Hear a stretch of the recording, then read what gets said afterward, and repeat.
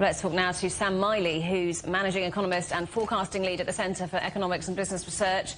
Good to see you, Sam. Thanks for joining us. So it seems that Black Friday has boosted retail sales. How helpful are these kind of events for shops and for sales figures? Well, the latter 2 months of the year make up a disproportionate level of activity for the retail sector.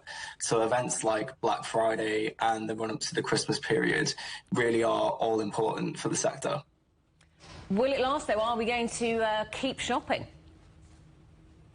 Well, the wider fundamentals for the UK economy are particularly weak, and therefore the viewpoint that I would suggest is that today's data on retail were more of a flash in the pan than something that can be expected to continue in the long term.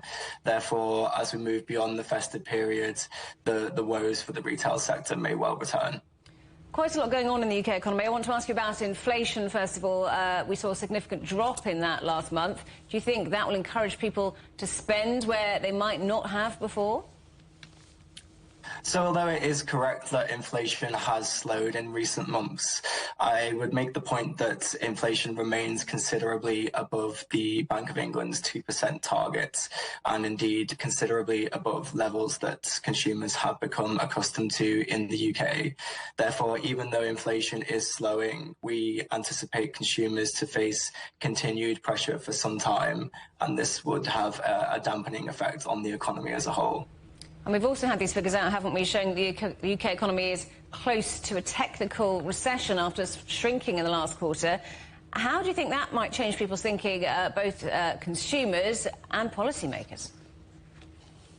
Well, here at CBR, we have been forecasting the UK economy to enter a technical recession for some time, and the revisions to this morning's data make that possibility all the more likely.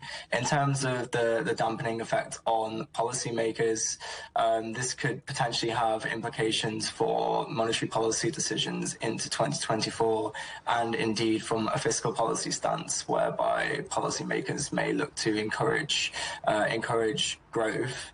In terms of the impact on the wider economy, the word recession can never be good for improving sentiment. So in that sense, it could well be another tough year in 2024. Well, let's talk about that monetary policy.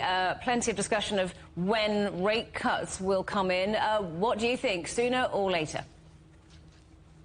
Our view at CBR is that the Bank of England will maintain rates for another couple of meetings, commencing with rate cuts from around the middle of Q2 next year. So our eyes are on the May or June meetings. Beyond that point, we would expect the Bank of England to implement a gradual cutting process for the rest of 2024 and beyond. Sam, good to talk to you. Thank you for joining us. That's Sam Miley from the Centre for Economics and Business Research.